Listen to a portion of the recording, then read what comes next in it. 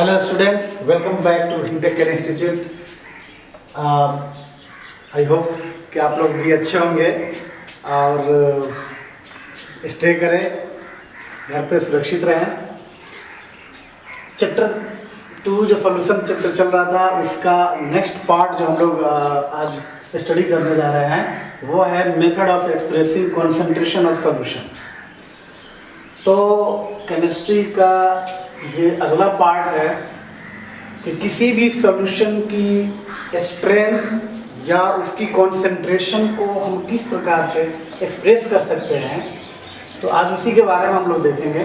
तो सबसे पहले आप समझिए कि concentration of solution is the amount of solute present in the given amount of solution और solvent. It can be expressed by the various method. तो किसी भी सॉल्यूशन में सॉल्यूट की जो अमाउंट होती है वो वही उसकी कॉन्सेंट्रेशन कहलाती है और उसको कई विधि से कई मेथड से उसको हम एक्सप्रेस कर सकते हैं। तो सबसे पहले हम लोग देखते हैं कि परसेंटेज के फॉर्म में। तो परसेंटेज का यहाँ पे मीनिंग क्या है कि amount of solute in gram present in 100 ml और 100 ग्राम ऑफ सॉल्यूशन। तो 100 ग्राम सॉल्यूशन या 100 ml ऑफ सॉल्यूशन के पार्ट में कितना अमाउंट ऑफ सॉल्यूट जो है वो आपका डिजॉल्व होता है। तो इस चीज़ को हम परसेंटेज में लेते हैं। तो परसेंटेज में भी आपको कई सारे मेथड्स हैं, जैसे आपको मास परसेंटेज हो गया, जिसे हम वेट टू वेट पर भी कह सकते हैं। वॉल्यूम परसेंटेज हो गया V/V, या वॉल्यूम टू वॉल्यूम के फॉर्म में ले सकते हैं। Mass by volume percentage W/V के फॉर्म में भी हम ले सकते हैं। तो इस तरीके से जो ना हम परसेंटेज को एक्सप्रेस कर सकते हैं। तो किसी भी सॉल्यूशन के लिए अगर हम मास परसेंटेज अगर निकालते हैं कि मास परसेंटेज ऑफ सॉल्यूट, तो दैट मीन्स कि mass of solute divided by total mass of solution multiplied by 100, इससे आपका निकल जाता है क्या चीज़, mass percentage.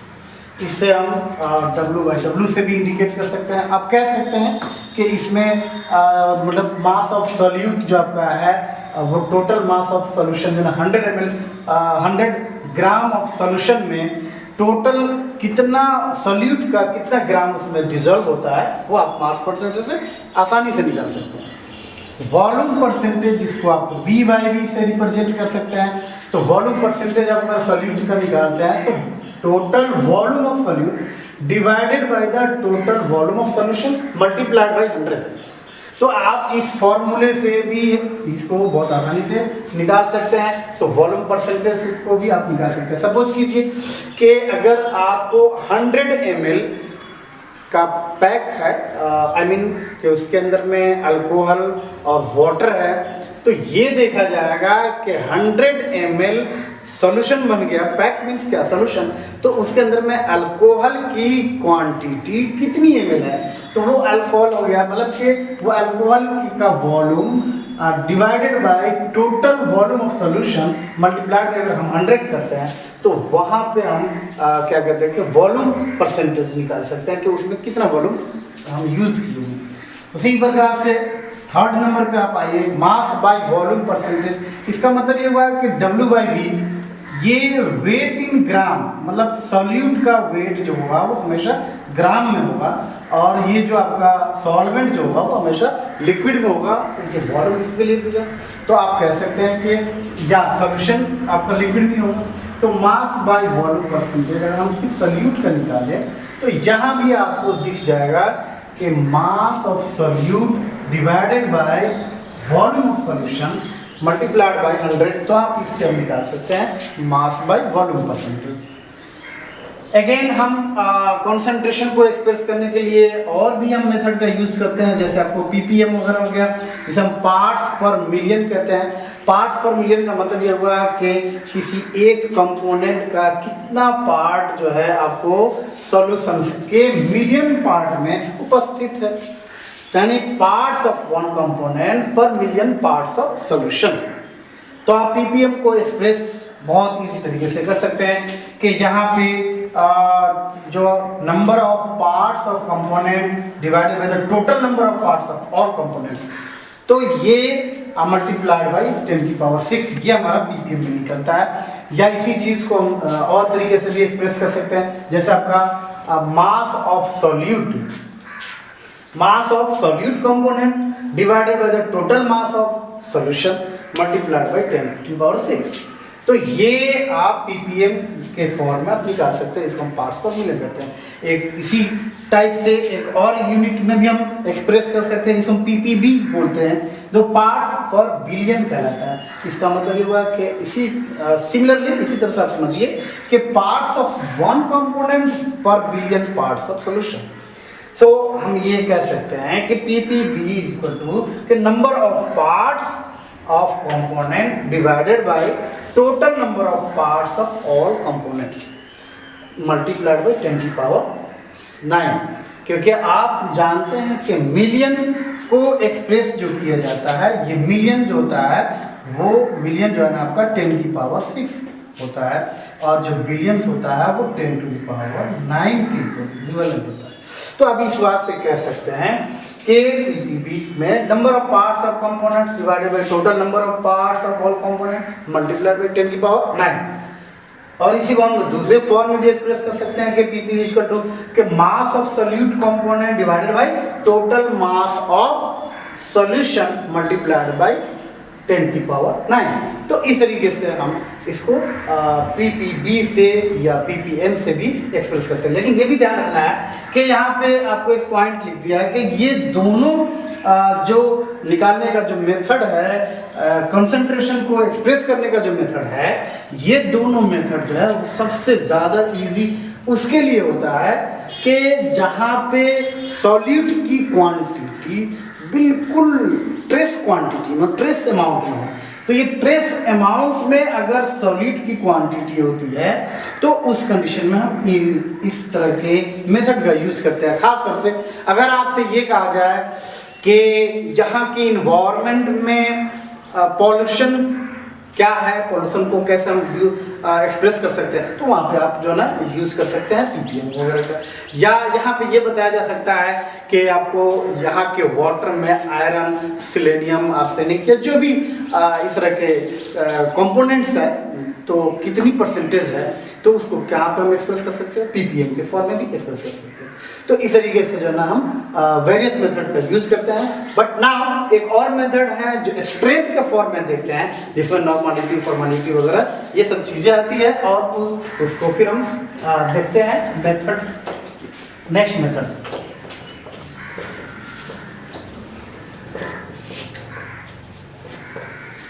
Now we will discuss about strength. तो हम लोग अब अगला जो मेथड्स को देखें कंसंट्रेशन को एक्सप्रेस करने के लिए, तो वो हमारा स्ट्रेंथ है। तो स्ट्रेंथ में क्या होता है कि amount of solute in gram present in 1 litre of solution. किसी भी सॉल्यूशन के 1 लीटर में सॉल्यूट कितने ग्राम प्रेजेंट है, वो उसकी जो क्वांटिटी कितनी होती है वो उससे हम स्ट्रेंथ से करते हैं। तो सबसे पहले हम लोग देखते हैं कि मोलरिटी के फॉर्म में, ये मोलरिटी है जिसको हम कैपिटल M से इंडिकेट करते हैं। आप कह सकते हैं कि number of moles of solute dissolve in 1 litre of solution, कि 1 लीटर सॉल्यूशन में टोटल सॉल्यूट के मोल्स कितने हैं, उससे हम क्या कहते हैं, मोलरिटी कहते हैं। ये ध्यान रखना है कि ये मोलरिटी को हम कैपिटल M से इंडिकेट करते हैं। अगर इसकी यूनिट देखा जाए तो मोल पर लीटर, या इसी को हम मोलर के फॉर्म में भी जानते हैं। और ये ध्यान रखना है इस बात का कि ये changes with change in temperature. देखिए मोलरिटी बदलता है, मोलरिटी चेंज होता है किसके साथ, चेंज इन टेम्परेचर। क्योंकि जैसे ही टेम्परेचर चेंज होता है इट मीन्स के वॉल्यूम में चेंजेस आना शुरू हो जाती है। तो जैसे ही वॉल्यूम चेंज होगा तो डेफिनेटली मोलरिटी में बदलाव आएगा ही। तो ये आप कह सकते हैं, यहाँ पे स्टार लगा दिया है मैंने, कि it changes with change in temperature. क्यों कि volume change with change in temperature. अगला हम स्ट्रेंथ देखते हैं कि मोलालिटी थोड़ा सा फर्क है। तो मोलालिटी जिसको हम स्मॉल m से इंडिकेट करते हैं, तो ये मोलालिटी कहता है कि number of moles of solute पर केजी ऑफ सॉल्वेंट।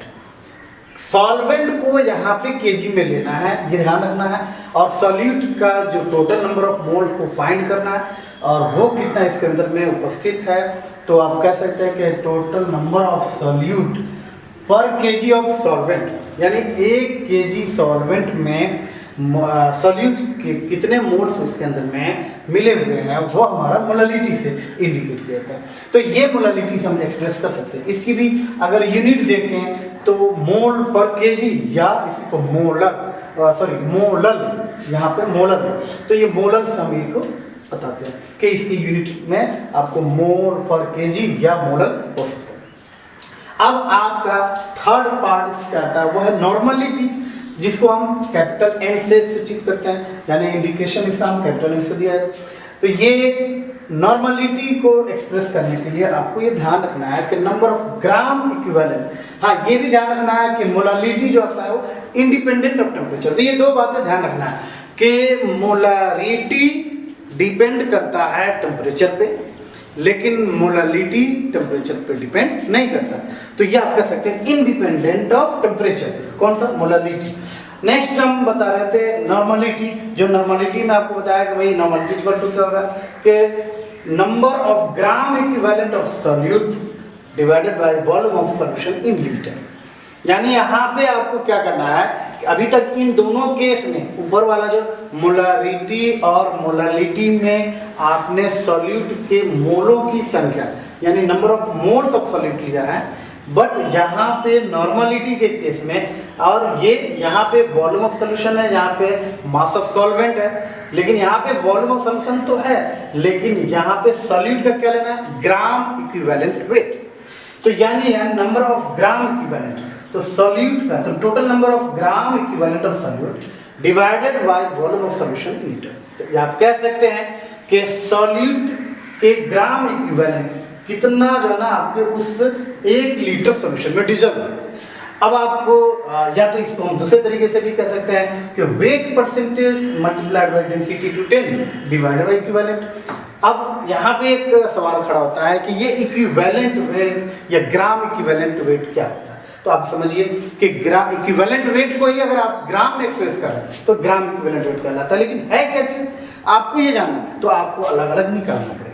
एसिड के लिए अलग निकालनी पड़ेगी, बेस के लिए अलग निकालनी पड़ेगी, न्यूट्रल अगर कोई सॉल्ट है तो उसके लिए एक अलग निकालना पड़ेगा, कोई सिंगल एटम्स अगर है तो उसके लिए एक अलग तरीका है। तो इस सब का अलग अलग मेथड है। जैसे आपको एसिड का जो टोटल मतलब जो मोलिकुलर वेट होगा उसमें उसके बेसिसिटी से आपको डिवाइड करना पड़ेगा। उसी तरीके से एसिड का जो मोलिकुलर वेट निकलेगा उसके बेसिसिटी से डिवाइड करना पड़ेगा।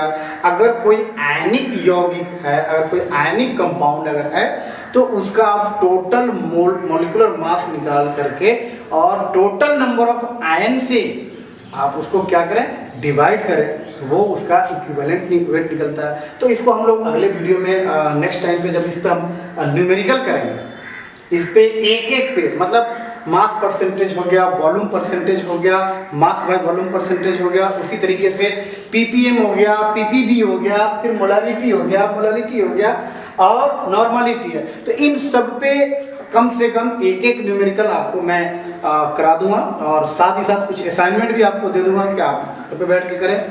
ठीक है, लॉकडाउन में कम से कम इतना बेनिफिट आपको मिलना चाहिए। और साथ ही साथ तो थोड़ा सा आगे देखते हैं कि यहाँ पे अगर हम ये देखें कि वॉल्यूम एंड नॉर्मलिटी, अगर किसी भी एसिड का वॉल्यूम और उसकी नॉर्मलिटी बेस के वॉल्यूम और नॉर्मलिटी के अगर बराबर है, ध्यान रखें दोनों का कि इस एसिड का वॉल्यूम और नॉर्मलिटी बेस के वॉल्यूम और नॉर्मलिटी के दोनों के बराबर में है, तो उन दोनों को अगर आप मिला दें तो सॉल्यूशन जो बनेगा वो कैसा बनेगा, वो न्यूट्रल बनेगा, बिल्कुल उदासी। इसी प्रकार अगर हम ये देखें कि एसिड का जो वॉल्यूम है और उसकी जो नॉर्मलिटी है, अगर बेस के वॉल्यूम और नॉर्मलिटी से ज़्यादा है तो ये ध्यान रखिएगा कि सॉल्यूशन तो बनेगा, लेकिन कैसा बनेगा, वो एसिडिक। सिमिलरली अगर बेस का वॉल्यूम और नॉर्मलिटी एसिड के वॉल्यूम और नॉर्मलिटी से ज़्यादा है तो सॉल्यूशन दोनों को मिलाने पे सॉल्यूशन तो बनना ही है, बट ये जो आपका सॉल्यूशन बनेगा वो आपका कैसे बनेगा, बेसिक बनेगा। ये चीज़ आपको ध्यान रखना है। कई बार आपको जो नॉर्मलिटी को एक्सप्रेस करते हैं, तो आप न्यूमेरिकल प्रॉब्लम में आप देखेंगे कि यहाँ पे n से लिखा गया हो तो आप समझ लीजिए वो नॉर्मल सॉल्यूशन है, 2n लिखा हो तो डाय नॉर्मल सॉल्यूशन है, 5n लिखा हो पेंटा नॉर्मल सॉल्यूशन कहलाएगा, 10n लिखा हो तो डेका नॉर्मल सॉल्यूशन है, n/2 कहीं पे लिखा हो तो सेमी नॉर्मल सॉल्यूशन कहलाएगा, n/5 लिखा हो तो पेंटी नॉर्मल सॉल्यूशन कहलाएगा, n/10 आपका लिखा हो तो डेसी नॉर्मल सॉल्यूशन कहलाएगा, n/100 हो तो सेंटी नॉर्मल सॉल्यूशन कहलाएगा, और n/1000 अगर लिखा हुआ हो तो ये आपका मिली नॉर्मल सॉल्यूशन कहलाएगा। तो ये आप इसको हम ऐसे भी लिख सकते हैं कि 0.01n ये न्यूमेरिकल फॉर्म में रहता है। आपको ये भी ध्यान रखना है कि जब आप न्यूमेरिकल बनाए तो उस समय ये सब इसका भी ध्यान रख करके चलें। उसी तरीके से 0.001n इतना ये इसकी स्ट्रेंथ हो जाती है, तो ये भी ध्यान आपको लेकर के चलना है। तो ये सब आपको काम आएगा कहाँ पे, जब हम इस पे न्यूमेरिकल प्रॉब्लम करेंगे तो इस पे बहुत सही से काम आएगा। तो ये स्ट्रेंथ हो गया। अब इसमें हम लोग आगे देखेंगे कि जैसे इसमें नॉर्मलिटी मोलारिटी में रिलेशन क्या है, मोलालिटी और आपको इसमें क्या कहते हैं कि मोलालिटी और मोलारिटी में क्या रिलेशन है, नॉर्मलिटी के साथ उस मोलालिटी का क्या रिलेशन है। तो एक रिलेशनशिप हम लोग डेवलप करेंगे, और उस रिलेशनशिप के बाद तब हम लोग vapour pressure and Rawls law के बारे में डिस्कस करेंगे, बट वो नेक्स्ट वीडियो में। तो इसलिए आप इन लोग इस वीडियो को अगर आप देखें तो इसे लाइक करें, सब्सक्राइब करें, अपने दोस्तों को शेयर करें ताकि अगला नोटिफिकेशन आपको मिलता रहे। हाँ, बेल आइकन दबाना नहीं भूलेंगे। Thank you so much.